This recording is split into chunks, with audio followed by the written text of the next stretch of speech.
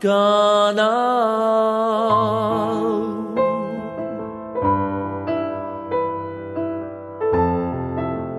zay lay onjany fanantinana izy anafakana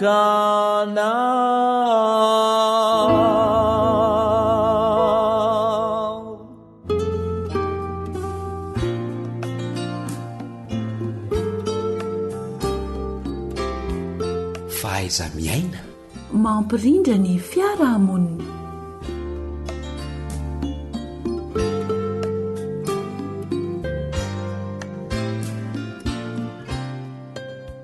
ankaravina mandrakariva no anolorana anao ny fiarabano mba mpira rentsoa ary mankasitraka anao mbola manjoya izao onjapeo zao nataony misy joely no mitafa aminao a na manasamma kosa no eo amin'ny lafiny teknika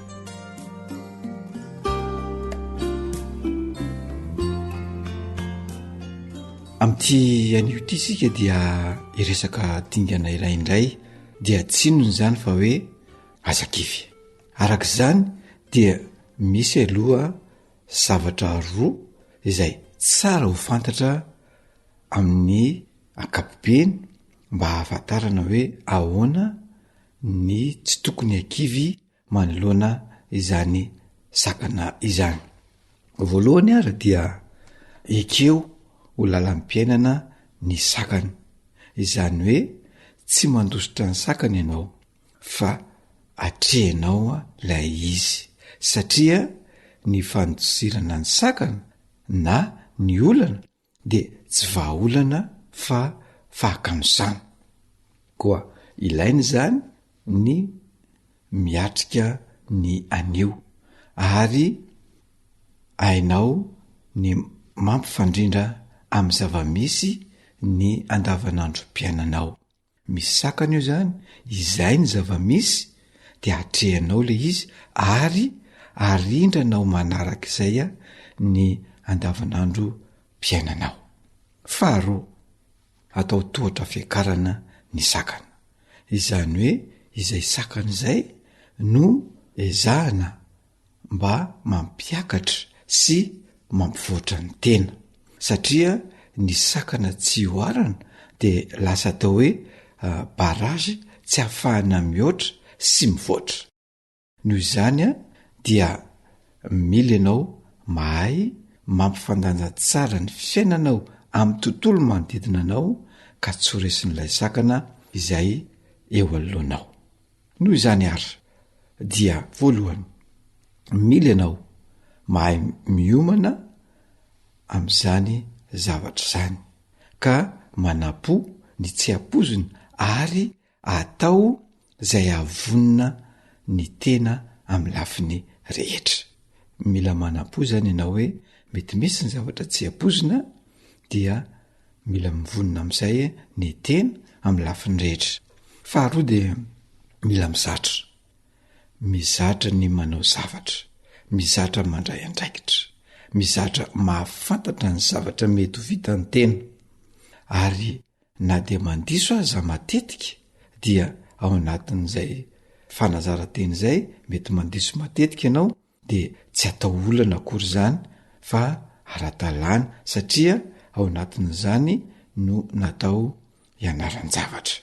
Kanefa tsara ihany ny mampitandrina ny hafa mba tsy latsaka ao amin'ny olan'io intsony izy ianao izay efa tratran'le olana zany dia ampitandremo ihany ny hafa sao ho latsaka ao ka ho sarotraritra ny alany ao. Fahatelo dia mila mianatra ihany koa ianao satria ny olona dia mila mianatra foana mandra-pahafatiny ary ny fiainana dia fianarana foana tsy manam-pataperana ka na firy taona ianao na firy taona dia mila mianatra mampitombo ny fahalalana izay efa fantatra sy hainao. Arak'izany raha tiana ny hiatrika ny sakana dia ilaina ny fananana ireo toe-tsaina voalaza teo ambony ireo ary indrindra ny fanamafisana ny saina zany dia zava-dehibe zany ka dia ny faharetanao ny fiaretanao ny anio dia ho fahombiazana raha-pitso satria misy fitenenana manao hoe ny aretako mafy anio a mba ho fahombiazako raha-pitso de zay toetsain'zay zay fahamafisasain'zay a no entina manoloana anio sakan'io ka tsy tokony akivy ary raha samy atrika ianao dia manana zavatra omena ny hafa ihany koa koa dia zahary miatrika ny mafy mba ahafahanao manome ny hafa manoloana ny sakana ihany koa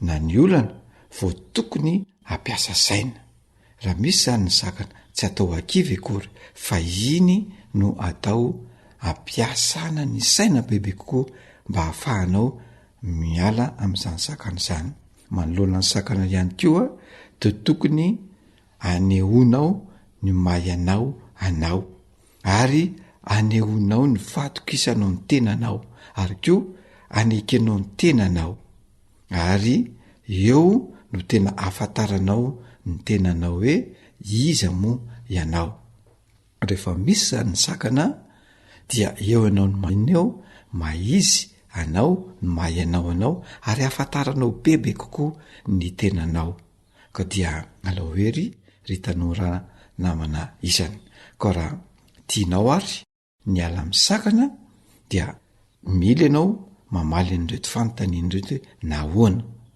ary inona no atao nahoana no misy ny sakana ary inona no atao manoloana ny sakana mety misy valiny maromaro dia anjaranao ny mieritreritra izany fa rehefa voavalinao izany fanontaniana izany dia ho afaka manazava ara-tsaina ny sakana sy ny olana mahazo anao ianao ary ho afaka ampivoatra sy manatsara ny ambaratonga mpivoarany ara-piarahamonina sy ny maha-olombelonanao rehetra rehefa izany de ho hitanao fa ho fantatra ianao anao ka dia ho tanora afantatra tokoa ny tenanao ianao ka tsy ho kivy manoloana ny sakana fa hahita vahaolana mandrakariva ka androso eo amin'izany fivelarana ara-piarahamonina izany ka dia ho tanora ho sa andray ny andraikitra na dia misy aza ny sakana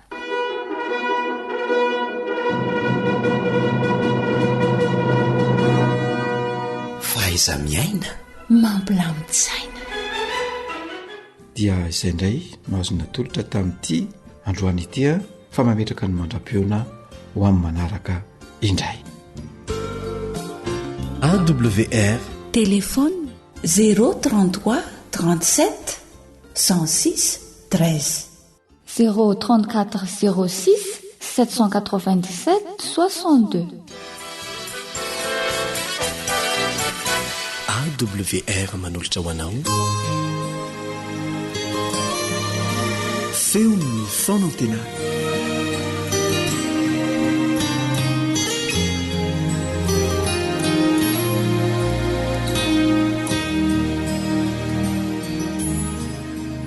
ry mpiaino anjaina ampifaliana mandrakariva no iarabananao tonga ho anatin'ity fandaharana ity ary mirary soa sy fitahiana ho anao hatrany hitantsika ny maizy ny tompo fa izy dia zanaky ny avo indrindra zanak'Andriamanitra zanak'olona ary olona mitovy amintsika kanefa tsy nanota ary fahasoavana sy famonjena ho antsika ny hananantsika zany maizy ny tompo izany mba ho fahamarinana raisina mpiponoana ho an'ny tenantsika fa misy ilazana hafa indray ny amin'ity Kristy sy ny fahamarinany ity la eo amin'ny Jaona toko 1:2 ary hitanay ny voninahiny dia voninahitra mendrika ho an'ny lahy tokana avy tamin'iray sady feno fahasoavana sy fahamarinana ny ambareto raha tonga nofo Kristy dia feno fahasoavana sy feno fahamarinana izy zay fahamarinana feno izay tao amin'i Jesosy tamin'izy tetỳ ambony tany no andeha ho alalinina indray.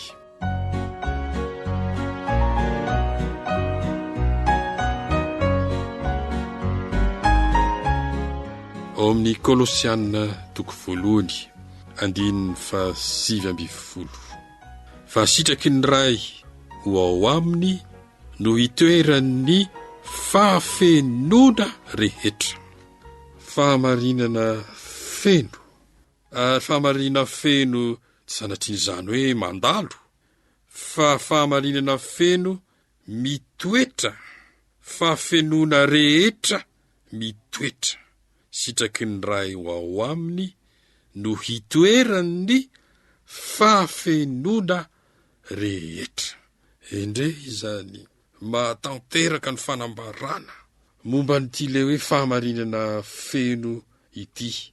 Ary misy teny hafa koa amin'ny Kolosiana 2:7 fa ao amin'ny tenany no hitoeran'ny fahafenon'ny fomban'Andriamanitra rehetra.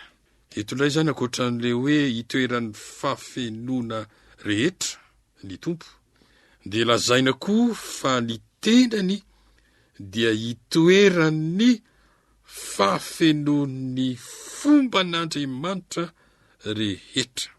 Ary zay le hoe fahamarinana feno. Salamo 5:20 ka ny 10:10.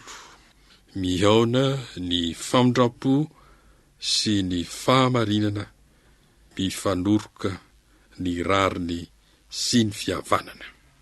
Eto koa ilay atao hoe fahamarinana feno.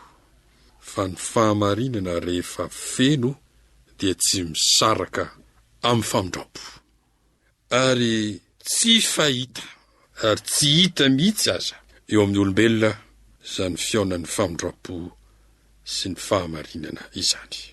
Fa na izy mamitra fo dia malemy, tsy mahatazona fotokevitra, na izy mijoro amin'ny fahamarinana fa dia enjana sy mafy tahaka ny vy, ary tsy mahay mamindra fo.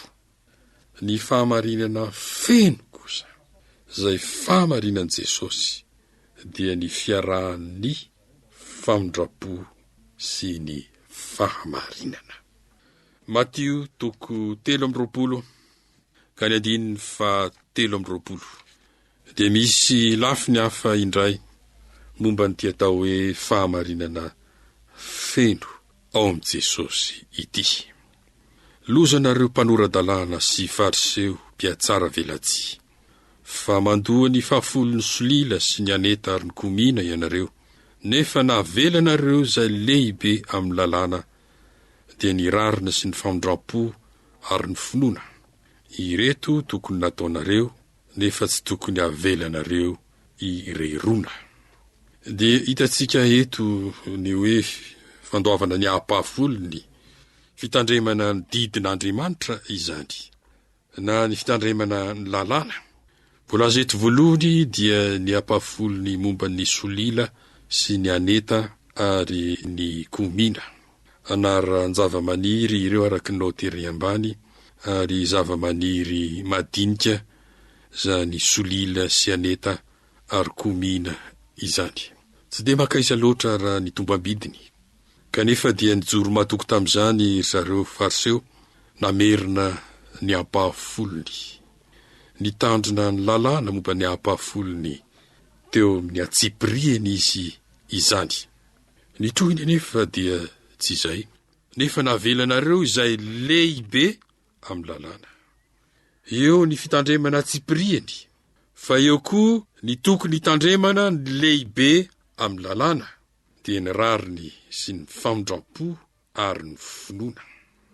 Ary izay no ahitana ny atao hoe fahamarinana feno, dia ny fiarahan'ny fitandremana atsipriany sy ny tsy famelana izay lehibe amin'ny lalàna, dia ny rariny sy ny famindrapo ary ny finoana. Ho Jesosy hoe, ireto tokony ho nataonareo, dia ny lehibe amin'ny lalàna izany, nefa tsy tokony avelanareo ireo irona dia ny atsipiriny amin'ny lalàna izany.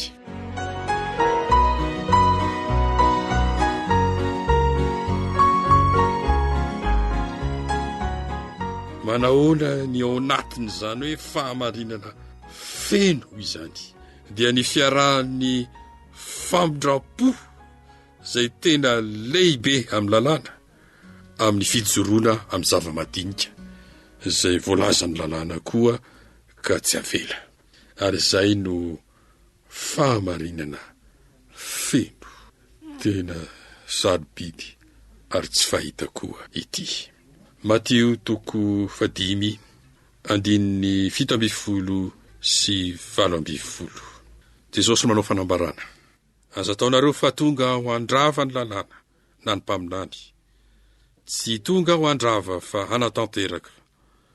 Fa lazaiko aminareo marina tokoa, mandra-pahafoana ny lanitra sy ny tany, dia tsy hisy ho foana akory amin'ny lalàna na dia litera iray na tendro tsoratra iray aza mandra-pahatanteraka izy rehetra.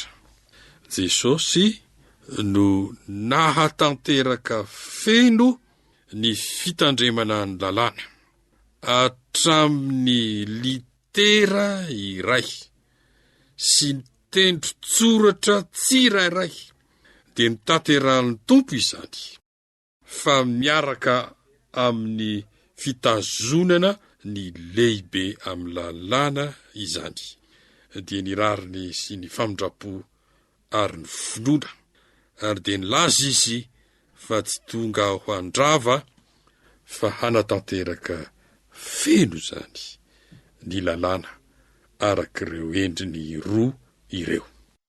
Mateo 4:13. Ary Jesosy nandeha herany Galili, ka nampianatra tao amin'ny sinagogan'ny olona teo, sy nitory ny filazantsara ny fanjakana, ary nahasitrana ny aretina rehetra mba mirofo rehetra tamin'ny olona. Eto indray dia ahitantsika natao hoe fahamarinana feno izay hita ao amin'i Jesosy, dia izy nampianatra sy nitory ny ainany, izany hoe nampianatra tao amin'ny sinagogan'ny olona izany sy nitory ny filazantsara ny fanjakana. Tsy izay ihany, fa Jesosy koa dia nahasitrana ny aretina rehetra mba amin'ny rofo rehetra tamin'ny olona. Niaraka izany tao amin'i Jesosy ny fampianarana, ny fitoriana sy ny asa soa. Ary izany no fahamarinana feno, tsy asa soa ihany, tsy asa fitoriana ihany, fa asa fitoriana sy asa soa. Izany no atao hoe fahamarinana feno izay hita tao amin'i Jesosy. Ahoana no fiantraikan'izany amintsika?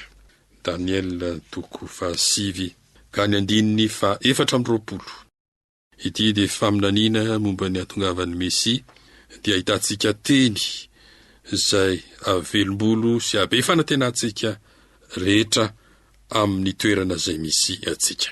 70 herinandro no voatendry ho an'ny firenenao sy ny tanànanao, hahatapaka ny fahadisoana sy hanampina ny fahotana, ary hanao fanavotana noho ny eloka sy hampiditra fahamarinana mandrakizay.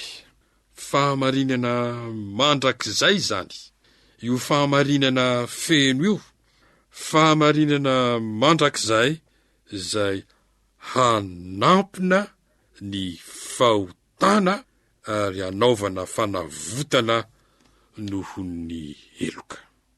Tena fanantenana lehibe dia lehibe ho antsika rehetra ny nahitana sy ny hananana zany fahamarinana mandrakisain'i Jesosy, hanampina ny fahotana sy ho fanavotana noho ny eloka izany, izay ho antsika tsirairay avy amin'ny alalan'ny finoana, dia mba samy tsy ho diso anjara amin'ity fahamarinana feno Jesosy izay hanampina ny fahotantsika izany isika. Iara-mivavaka isika.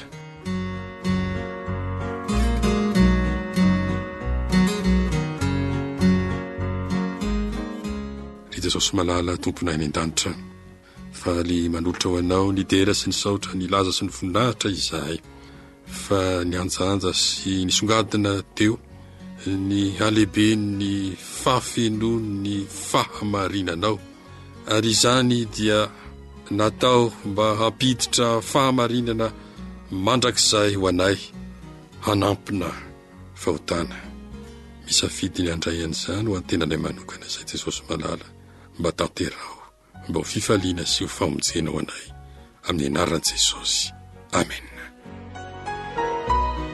AWR mitondra fanantenana isan'andro ho anao.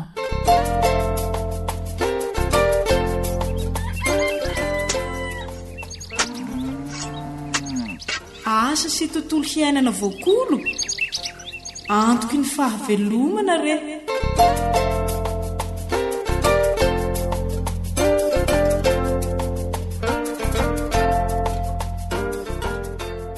Dia miarabantsika rehetra manaraka ny fandaharana asa sy tontolo iainana trany ny AWR na ny radio ny feo ny fanantenana.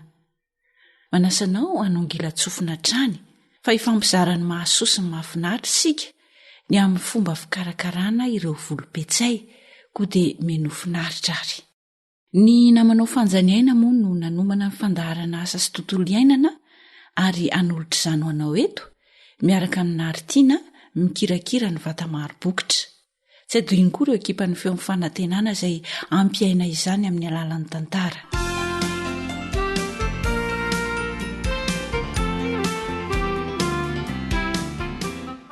Izay no ela fa rehefa hamindra zanaka petsay isika dia tsy maintsy atao manara-tsipika ny voly ka eo amin'ny 520 ka hatramin'ny 30 santimetatra eo izany ny elanela ny voly tsirairay hoy isika.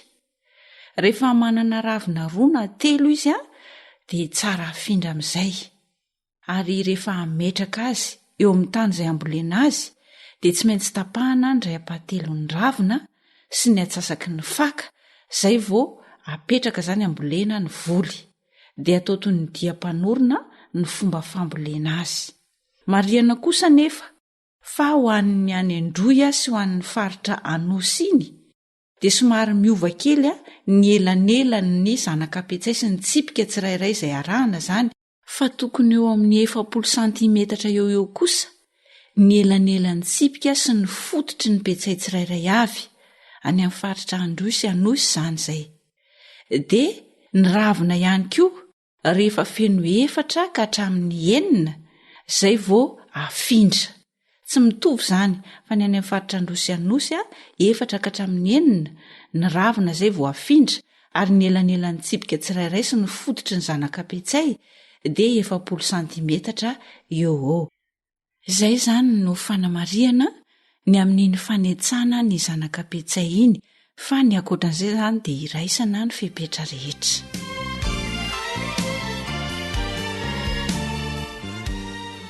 Rehefa voafindra kosa indray ary ny zanaka petsay voaketsa dia ahoana ny fikarakarana azy eo amin'ny tany fambolena. Voalohany indrindra aloha dia tsy maintsy tondrahana isaky ny fotoana hariva ilay zanaka petsay raha mainandro. Raha ohatra kosa aloha ka manoranandro dia tsy mila manondraka isika fa tokony ho atao lena hatrany amin'ny 1 santimetatra izany farafahakeliny ny tany izay ambolena ilay zanaka petsay. Dia tadidio tsara tandremo mba tsy ho voatondraka ilay ravin'ilay petsay izay ambolentsika izany. Ankoatr'izay ihany koa dia mila havaina sy evoevona matetika ny vodin'ny petsay. Ka ny tena mahatsara azy izany dia tokony ho havaina sy evoana isaky ny 2 herinandro ny zanaka petsay. Averina indray izany tsotra ny fikarakarana. Tondrahana isaky ny hariva raha mainandro aorinany amin'ny 4 ora hoy isika. Dia tsy tondrahana ny raviny fa ny tany manodidina n'ilay petsay no tondrahana, tsy hoe amin'izy mbola kely fa isaky ny manondraka izany isika dia izay ny tokony atao.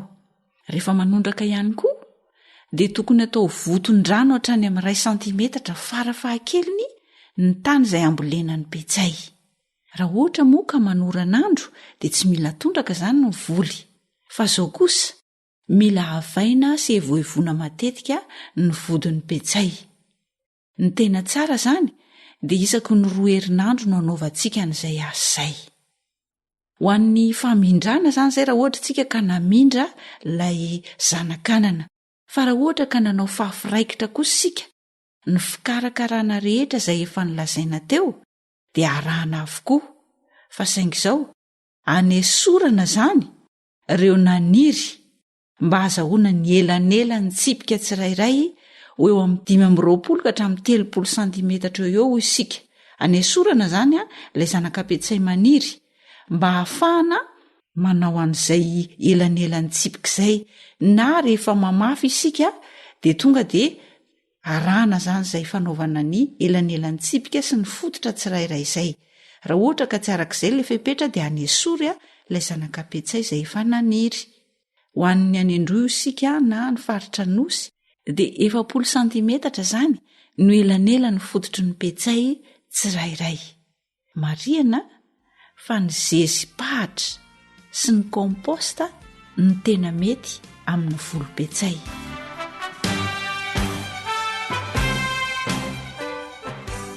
Fa manahoana kosa indray izany ny fotoana izay fiotazana ny petsay rehefa vokatra. Izy io izany dia miankina amin'ny fitombon'ny zavamaniry, izany hoe miankina amin'ny endrika sy ny fiforoanany bokony izao. Raha ohatra ka petsay misy boky no ambolentsika dia miankina amin'ny habean'ny ravina, izany hoe miankina n'ilay fitombon'ilay zavamaniry izany no fotoana fiotazana ny vokatra. Fa amin'ny ankapobeny kosa dia isao tsara ny almanaka atsika fa eo amin'ny 570 ka hatramin'ny 80 andro taorian'ny famafazana dia efa azo ampiakarina ny vokatra. Izay izany ny amin'ny fotoana fiotazana 570 ka hatramin'ny 80 andro, saingy miankina amin'ny fiforoanan'ny bokony sy ny habean'ilay ravina ny petsay izay maniry izany no iotazantsika azy. Dia mitovy amin'ny anana rehetra moa izany ny petsay. Rehefa mitahiry azy sika dia tsy azo tehirizina maharitra loatra ny petsay, fa tsara izany raha toa ka amidy avy hatrany, raha toa ka hivarotra ianao dia atao sakafo avy hatrany ihany koa ny petsay aoriany ny fiotazana azy. Hitanao fa tsotra ny fikarakarana, azo ampiarina tsara. Ry taonja sady manatsara ny tany no miaro amin'ireo bibikely sy aretina samihafa, ary azo mbokatra betsaka sy tsara ny fanarahanao ireo toromarika manara-penitra, koa ampiaro avy hatrany izany.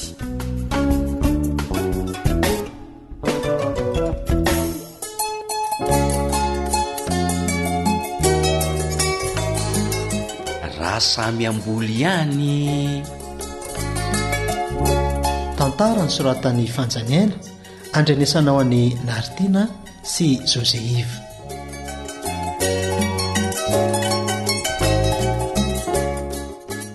Aizy nga zany razafy aizy oly mandroso ringako tombola fa aty andrefana aty fa misinona ny to kodikody sahala amity ngay o razafy tafatsiropaka aty aminareo aty nge ho aly efetsy zay no manambahiny nga nareo no disolalany. Le akola benay mavomenane zany ringaty fa tsy oly ay ve akoho zany rikoto mbola koa dia mahita anarana koa ka ohatrany tsy tandrotandroko zany ringaroa ohatrany taty mihitsy no aza matahotra nga fa raha tafidy trato mariny zay tsy very tsy misy mpangala tratona hoe alika ihinana azy akory zany ve nakay zary le ao an-tranona eo akora angaty tsy mba mailo mihitsy fa manao tandrametaka aizy le fetsakoa ny vo avy nanondrakanany ay dia mba makamaka fananany masoandro mody kely eto aloha izay ngamba ny mbola tsy nahitako azoko. Iny anie razafy ka akoho fetsy ratsy sady tendakanina be zany io ratsy zany ve azo anarana hoe le fetsy Razafy so de lasery amin'ny tambolonareo fa andraso jerena ingany ripakao ny ananareo mariny e. Zany very ngara-kotombola fa baraka Razafy fa nga efa tazany ngaly akoho e. Aiza Razafy no anoloko an'ireo ananareo tsara tarehibe ireo raha potiky le fetsy ao reo fa baraka iny ane Razafy tena filoha amin'ny mpamaky vala ao an-tanànao rehefa tamatamany io le andao Razafy mba hampio isambotra an'iny fa ka zao aloha e. Moramora ihany ry kotombola fa sao de manao tsingolo baty tamin'io lalan'io ny tena maratra moa ny ekotsy azo tsy naninona ve aloha ny volonareo e. Zay no mamaiky ako lalakafa mihitsy ngamba ny nalehan'le fetsy fa tsy nakatika na lasa ny verina izy vao nahatazana ny nga ara-dalàna daholo ny volo fa tsy nisy nanimbako. Eny tokoa ary ngaro ry kinso ihany fa na zany aza oringaty ahoany reto fambolenareo reto maninona an'izay zaka bataina ve reto karazana apetsayanareo reto raha mbola avelan'ireo reo fa maninona raha alaina amin'izay amidy e. Tena vokatra be mihitsy zany ve ny fahitanga azy mbola tsy fotoana fiotazana azy zao ry kotombola fa ahoany e matsiriritra reto izy ny nairangaty sala amin'ny anana fanomeny akora amita amreto sady efa zany raha teo moa no anaovandry le fetsy sy ny tariny azy ao matetika ko miankina amin'ny fahavaranao sy ny fanarahanao ny fipetrany fambolena ihany no mahatsara sy maharatsy azy ry kotombola. Mariny zany Razafy profony zany reto fambolena be anareo reto na ny velaran-tany kely na midadasika de voafisy arakareo tsara daholo ny mikarakara azy. Ny nainy koa aza mo baranahany ko aiza nisy zavabaniny ny ekondray ny vokanana ary tena tia mihitsy any le petsay sy le tsy atao mahakivy zany ry kotombola fefena sy atao tsara hity fotsiny ny koa de toizana ny fambolena zao manomboka amin'ny masomboly ny karaza-tany mety amin'ny volopetsay ny fikarakarana ny tany famafazana sy ny tany amin-drano ny fomba famindrana ny zanakanana ary ny zezika sy ny fikarakarana azy rehefa voafindra de misy fetraika any amin'ny vokatra azo avokoa. Eno de ahoana ny fomba fikarakarana-reo azy ty Razafy tsotry nefa voaovinany nareo no hitako namindra zanakanany zay mba efa namindra fa tsy salamy zao ka enoy aloha ny fanazavako raha fotoana ny mainandro sika ny mamindra ny petsay de tondrahany isan-kariva ny volopetsay indrindra mandritra ny herinandro voalohany namindrana azy fa raha manorana moa ny andro de tsy mila tondrahana zany izy mazava ho azy teo de efa tsy netiny nataonay ringaty otry tadidiko zay de eno indray ny faharoa rehefa manondraka sika de atao votondrahany tsara mihitsy ny tany zany hoe hatramin'ny 1 santimetatra farafahakeliny ka nefa tandremana tsara mba tsy ho voatondraka ny ravinanana fa ny fotony manodidina azy zany mitondrahany teo koa Razafy de efa hitako ny nahasamihafa n'le fikarakarana zero be raha omena noto ry kotombola menakavy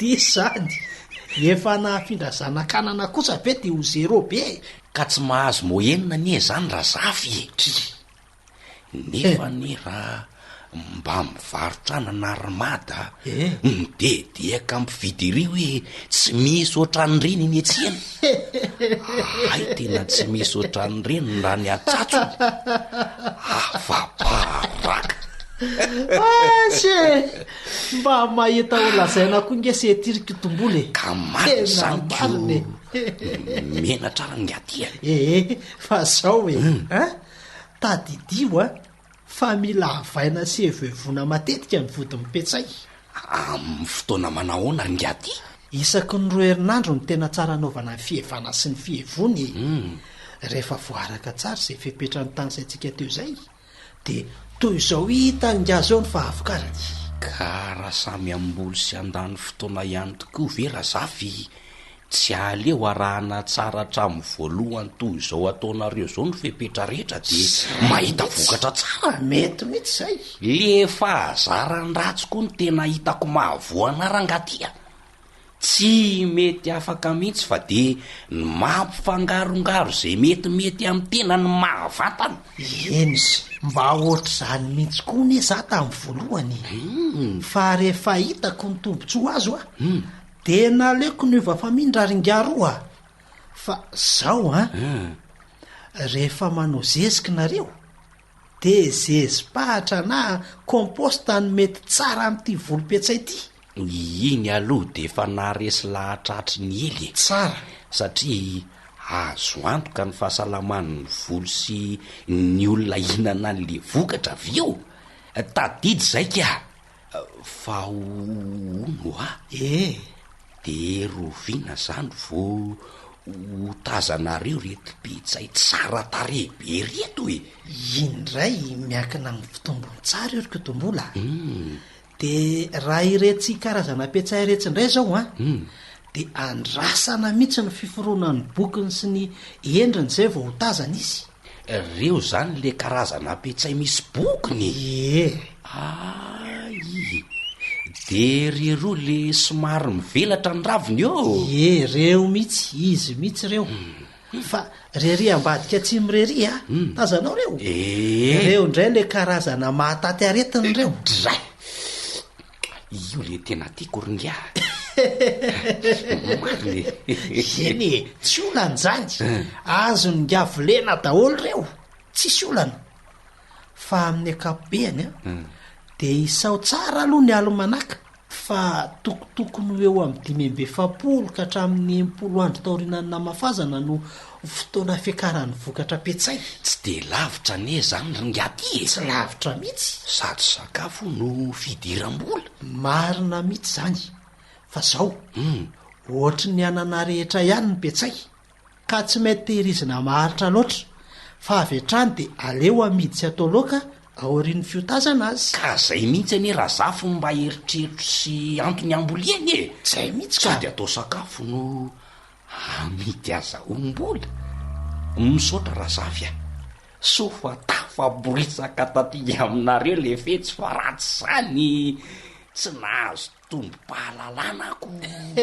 misy ilana le fetsy ihany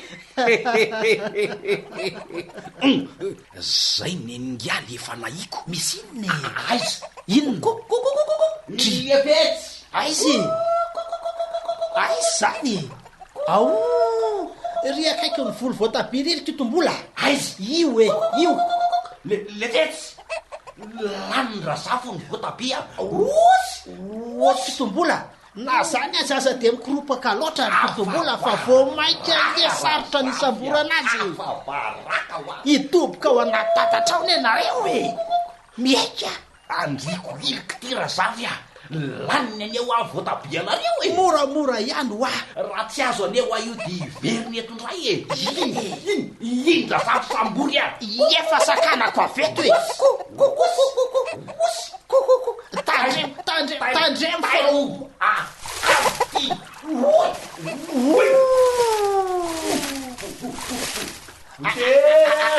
moramora aloha fa aza mikoropaka loatry alory alo tanany ngaty avisy tomoko anga lasa ndray vely ako le voatabia fomba javatra zany tombola ngary ty mampalahelo mampahonena milomantsy fidiny tao anaty tatatra magatsika niosipotaka hatramin'ny ty tare so aiza ny akoako aiza raha zavy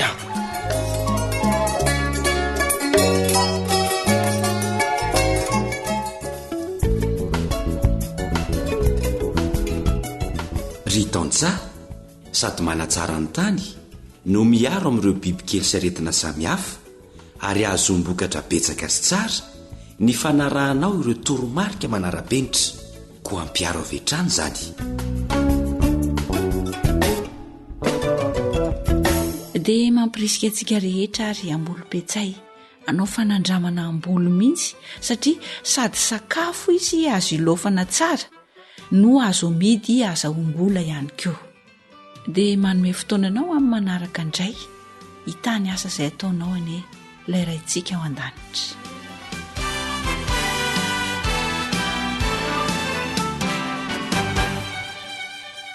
akoatra ny fiainoana amin'ny alalan'ni podcast dia azonao atao ny miaino ny fandaran'ny awr sampana teny malagasy amin'ny alalan'ni facebook isanandro amin'ity pejy ity awr feon'ny fanantenana.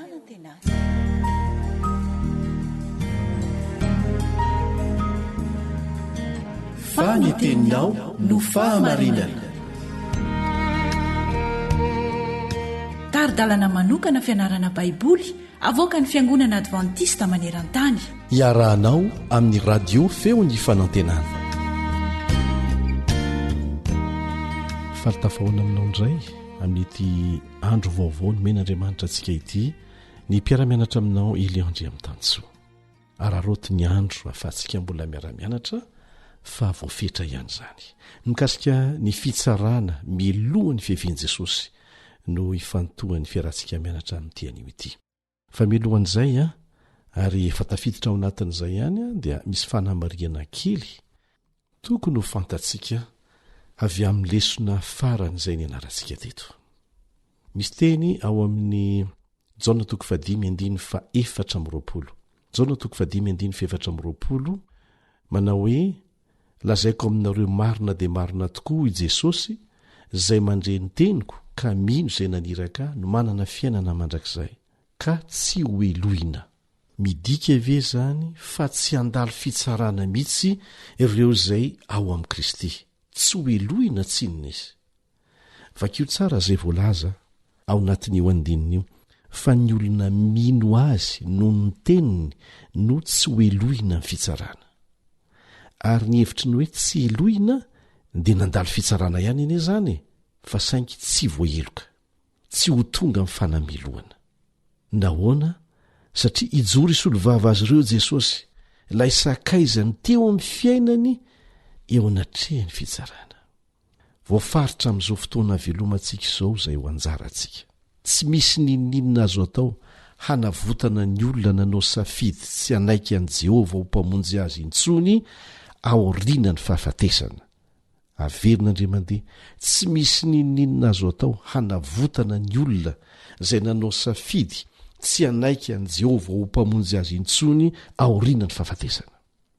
zao fotoana havelomanao zao, zao fotoana havelomako zao no miantoka ny ho avy eo amin'ny fitsarany lanitra. efa azo antoka ny fanamarinana ireo izay ao amin'i Kristy amin'ny fitsarana, ary ireo izay tsy ao amin'i Kristy kosa dia mitoetra amin'ny fanamelohana. izay tsy nanaiky an'i Kristy ho mpamonjy ny tenany dia hitoetra ao anaty fanamelohana. teo mpanorotsoritana ny zavatra iseho amin'ny fitsarana ao Matio 5:20 dia samy lazain'i Jesosy ao fa samy nanatrika teo na ny osy na ny ondry, izany hoe na ny ratsy fanahana ny marina ohatra ny raisiny ihany mantsy anehoana ny olona ratsy izay miziriziry amin'ny fiainam-pahotana tsy mety mandray an'i Jesosy ho mpamonjy azy, ny osy ary ny ondry kosa dia ilazany an'ireo olo-marina izay nandray ny famonjena natorony. fa na ny ondry na ny osy nareo nandray azy na tsia dia samy lazainy mazava tsara ao amin'ny Korintiana 2:5-10, Korintiana 2:5-10 manao hoe isika rehetra dia samy tsy maintsy ho hita toetra miharihary eo amin'ny fitsaran'i Kristy tompoko, mba handraisan'ny olona rehetra izay zavatra nataon'ny tenany dia araka izay nataony na tsara na ratsy. tsy maintsy mandalo. tsy tokony adonontsika ny fahafahasoavana ny namonjenantsika. mazava ny voalaza amin'ny Efesiana 2:2-5 momba n'izany. Efesiana 2:2-5 finoana no anamarinana antsika araka nyvoalaza am Romana 5:1 no hoe novonjena tamin'ny fahasoavana dia olona navoaka tahaka ny olona anankiray navoaka teny amponja maimaim-poana tsy noho ny nataony fa zay le fahasoavana zay. Rehefa nivoaka teny amponja nefa izy ndeha atao hoe namon'olona ary tokony higadra mandra-pahafatiny izy kanefa navoaka maimaim-poana fiteny dia mihevitra ve ianao fa rehefa mivoaka izy ka mbola miverina mamon'olona ihany dia mbola ho afaka miriri tahaka ny teo tsy maintsy ho averina eny amponja indray izy ka le fahasoavana mamonjy tsy mampanara-poanao hanao adalàna akory. Tsaraina amin'ny asa antsika isika aoriana ny famonjena natao tamin'ny fahasoavana satria voapirofo eo amin'ny asa ny tena finoana marina zay mamonjy antsika. Azonao amarinina zany eo amin'ny Matio 5:20, ny Apokalipsy 2:20 sy ny sisa. Ny fototra iangan'ny fitsarana zany dia ny lalàna moralin'Andriamanitra zay voafintina ao amin'ny didy folo.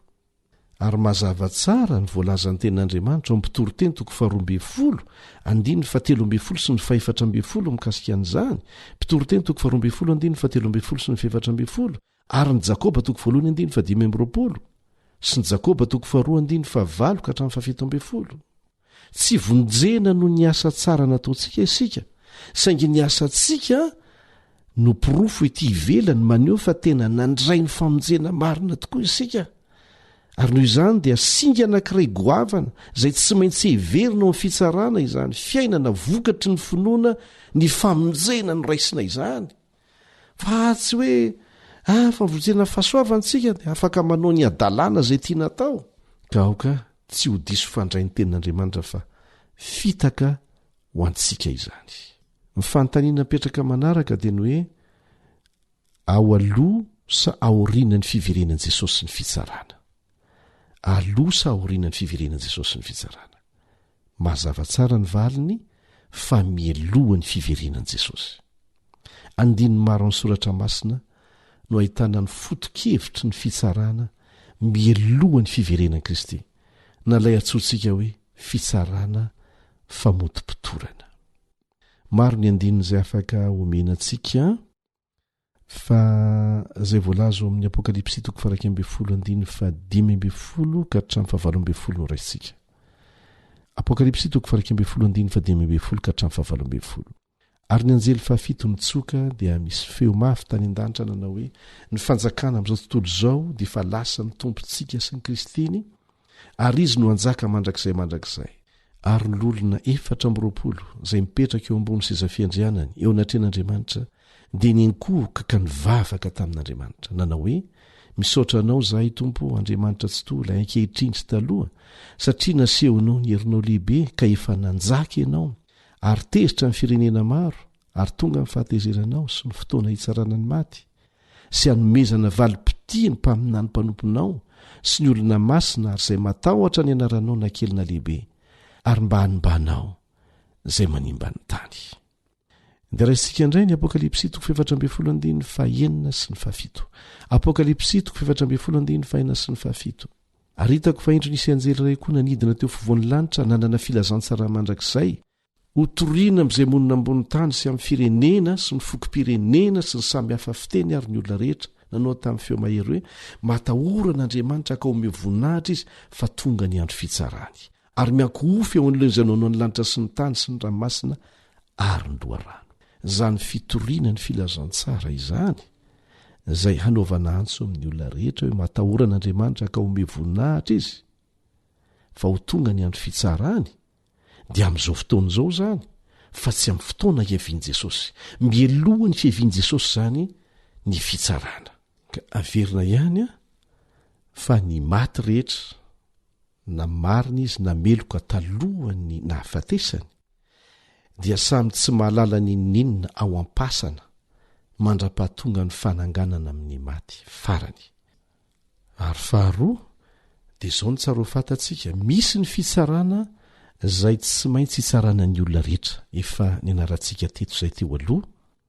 Ary fahatelo dia izao ny fitsanganana amin'ny maty voalohany no valosoa lehibe ho an'ny olona marina zany hoe ireo nanaiky an' jesosy ho mpamonjy azy ary nitondra fiovana teo amin'ny fiainana zany etsy andanin'izay indray a ny fitsanganana faharoa kosa dia ho fahafatesana mandrakizay ho an'ireo ratsy fanazany fotoana fohy no hananganana azy ireo mba hanehoana aminy ny vokatry ny nataony dia ho faty mandrakizay izy ireo miaraka amin'ilay namitaka azy dia satana sy ny anjeliny manasanao hamaky izay voalaza ao amin'ny apokalipsy toko faharoapolo apokalipsy toko faharoapolo andiny faefatra ka hatramin'ny fahenina dia toizantsika amin'ny andiny faharoambe folo ka hatramin'ny fahadimy folo apokalipsy toko faharoapolo andiny faefatra ka hatramin'ny fahenina mitohy amin'ny andiny faharoambe folo ka hatramin'ny fahadimy folo ary nahita seza fiandrianana maro aho ary nisy nipetraka teo amboniny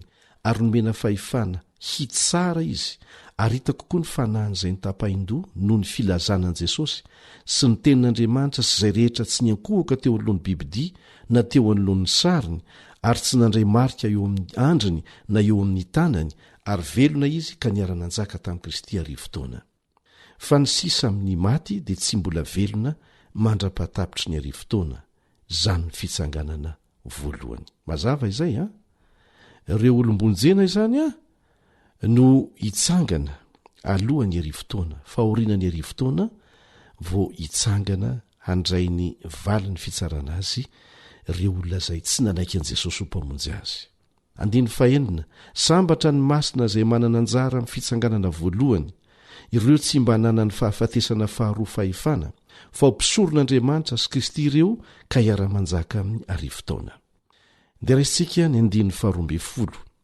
ary nahita ny maty na ny lehibe na ny kely aho nitsangana teo anolony seza fiandrianana ary novelarina ny boky ary nisy boky iray koa novelarina dia ny boky ny fiainana izany ary ny maty dia notsaraina araka izay zavatra voasoratra tao anatin'ny boky araka ny asany ary ny ranomasina dia namoaka ny maty tao anatiny ny fahafatesina sy ny fiainatsita namoaka ny maty tao aminy dia samy notsaraina araka ny asany izy ary ny fahafatesana sy ny fiainatsita dia natsipy tany amin'ny fariafo zany ny fahafatesana faharoa na ny fariafo midika izany fa rehefa vita ny fitsarana rehetra dia ho foanana koa ny fahafatesana sy ny fiainatsita andiny fahadimy folo ary raha nisy tsy hita voasoratra tao anatin'ny boky ny fiainana dia natsipy tany amin'ny fariafo izy mazava izany fa raha tsy maintsy ho saraina zany ny olombelona rehetra ary izay ny fahamarinana dia tokony ho efa voatsara milohany hananganana azy tsiraray amin'ny maty izy ireo satria amin'ny fananganana amin'ny maty no handraisany tsiraray ny valinasany farany rehefa tsy tafiditra amin'ilay fitsanganana voalohany dia namany very mandrakizay satria ilay fitsanganana faharoa izay tranga aorianany arivo-taona dia fananganana an'ireo olona izay ho very hanehoana aminy ny vokatry ny fitsarana sy ny antony na tonga azy ho foanana mandrakizay mba ho isan'ireo izay handray ampanetretena ny famonjena omeny Jesosy maimaimpona-ny izaho senao ary handova ny fiainana mandrakizay amen